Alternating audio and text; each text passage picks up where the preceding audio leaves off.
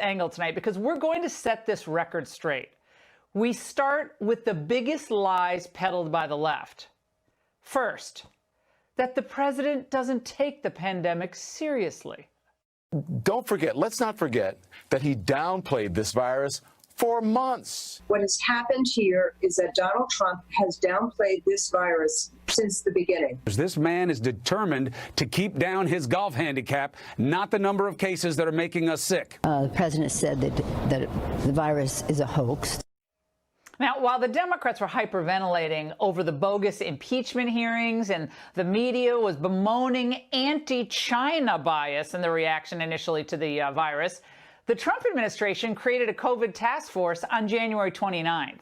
2 days later, the president declared a public health emergency, and he ordered any U.S. citizens returning from China to quarantine for 14 days.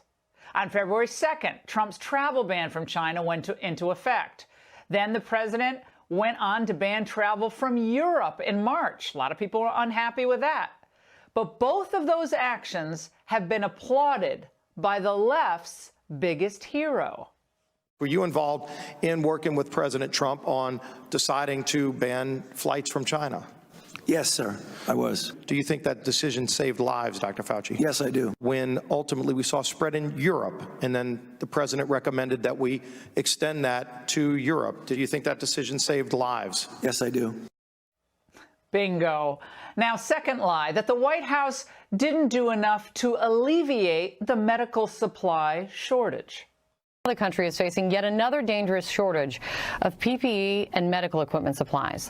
Right now, this country cannot beat coronavirus without more PPE. We had a shortage. We need to reset. Surging cases, long lines for tests, not enough PPE. And Trump also doing exactly what he did in March and April, which is to minimize.